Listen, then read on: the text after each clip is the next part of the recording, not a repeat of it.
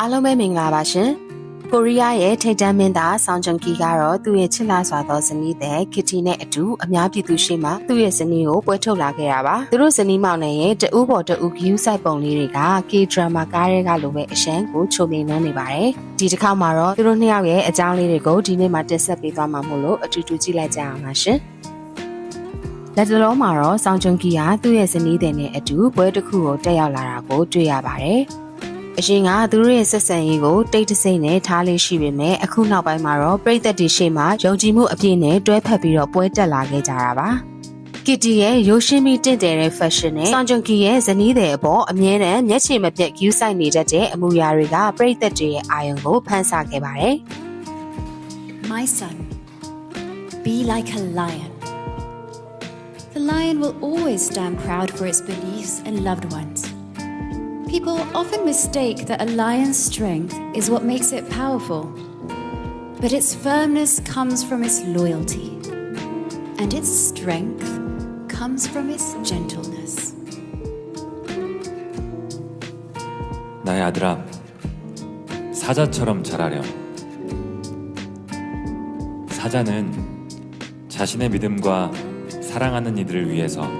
당당하게 행동한단다. 때로 사람들은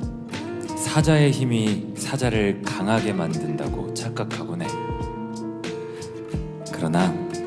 사자를 강하게 만드는 것은 충성심과 신뢰 그리고 온화함이란다.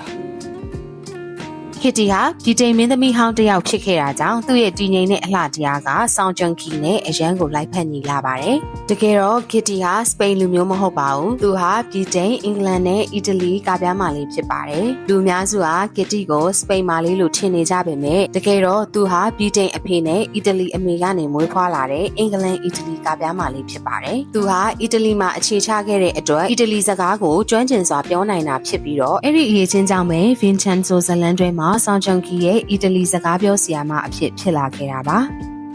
possibile sulla moda, la segue. Senti, qual è l'accessorio?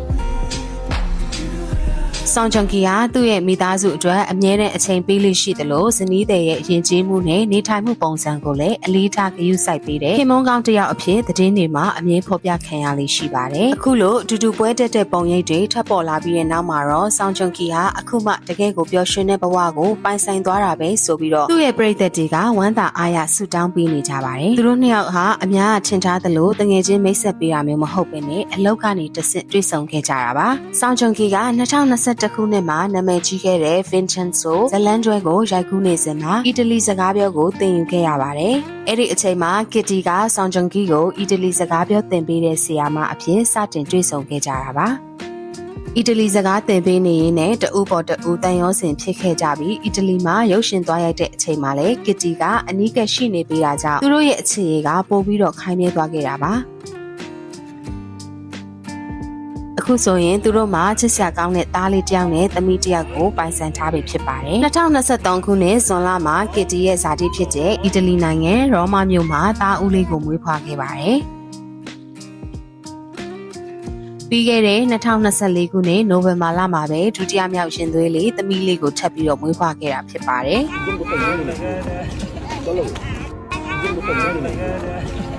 ဆောင်းဂျွန်ကီတို့ဇနီးမောင်နှံဟာလက်ရှိမှာအီတလီနဲ့ကိုရီးယားနှစ်နိုင်ငံလုံးမှာအလှည့်ကျသွားလာနေထိုင်လေးရှိကြပါတယ်။အထူးသဖြင့်ကလေးမွေးတဲ့အချိန်တွေမှာကစ်တီရဲ့မိသားစုရှိတဲ့အီတလီမှာပို့ပြီးတော့နေထိုင်နေတာကိုတွေ့ရပါတယ်။ကဲကြည့်ရှုနေကြတဲ့သူတွေကရောဒီဇနီးမောင်နှံရဲ့ကြည်လူးစရာပုံရိပ်လေးတွေကိုကြည့်ပြီးတော့ဘယ်လိုခံစားရလဲဆိုတဲ့ထင်မြင်ချက်လေးတွေကို comment မှာရေးသွားပေးကြပါအောင်ရှင်။အခုလိုမျိုးစိတ်ဝင်စားဖို့ကောင်းတဲ့အကြောင်းအရာတွေကိုတင်ဆက်ပေးနေတဲ့ Let's Watch Together Channel ကို Like and Follow လေးလုပ်သွားပေးကြပါအောင်ရှင်။ကျေးဇူးတင်ပါတယ်ရှင်။